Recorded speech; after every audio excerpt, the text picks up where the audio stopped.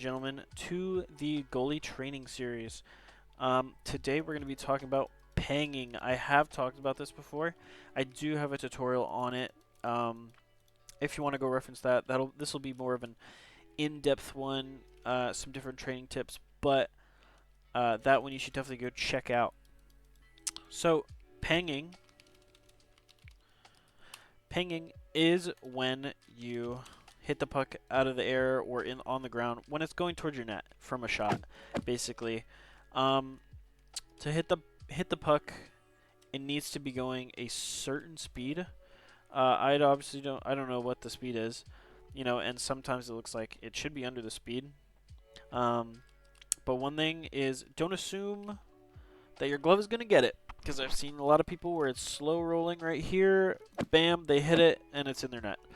So if it's past you on this blue line, do not assume you're going to glove it, because you might not, and then you hit it in your own net, and that's not fun. I mean, it's fun for everyone watching because they kind of get a laugh out of it, but your teammates might despise you for a little bit. So yeah, basically, also in reference to the pang tutorial, I didn't quite go over fully what I do, or like I've changed my routine up a little bit. So what I'll do is I'll go right on the edge of the wall as far as I can go. And I'll get around like maybe 10 to 20 shots that I have to pang for those, and then I'll move in to about to where it can't hit me. So I'll kind of find where it can't hit me. So like there's probably fine, because this is a completely different angle than this. This one you hit here. This one you kind of hit like about there. And then obviously the inverse on both sides. And you would do it for the Super 5 hole as well. And also something I did with Jubal's when I started playing is he would sit out here. Oh, didn't do that. He would sit out here and just pang P3s at me, and I would try and have to pang him. So getting used to it also in a more game-like scenario is a good idea if you have a partner. Not just from the center, but also just from any angles, kind of whatever you want. This one's more up for interpretation of how you want to practice it. And obviously, if you go in and you look, there's only a P3 and a you can't see that, and there's a Super 5 hole chamber. So there isn't actually just regular 5 holes. So if you can, oh god, oh man, I'm really showing my colors here. Well, that was a Super 5. But if you can have people, especially maybe on breakaways, just kind of shoot it at you. One thing I haven't tested, but I'm definitely going to try and implement in my game is probably stand here and have someone just 5 hole it to me. So basically enacting like a paying machine chamber. And if they just 5 hole me and glove it, because if you're in scrim mode, it will allow you to glove it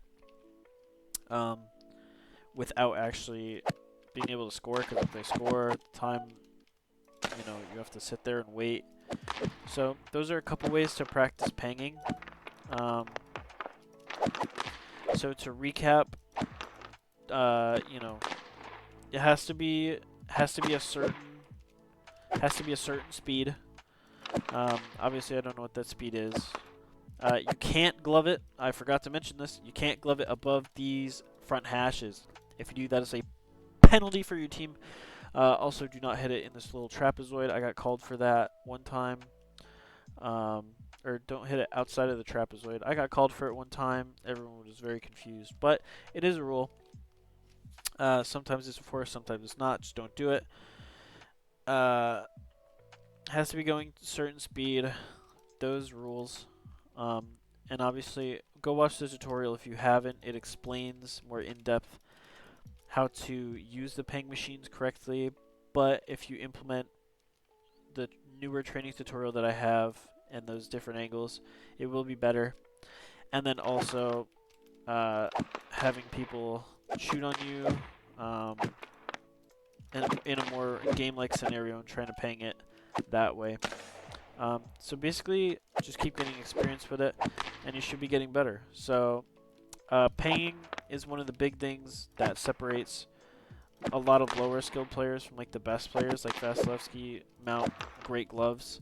Um, you know, they have good positioning with it too, and that's kind of what makes them elite, is that they're just good at a lot of things.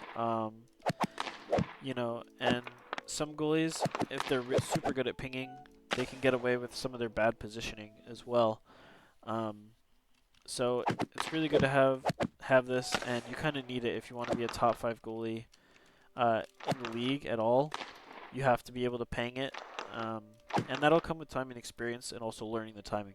So, yeah, that'll be it for this ping video. Thank you for watching.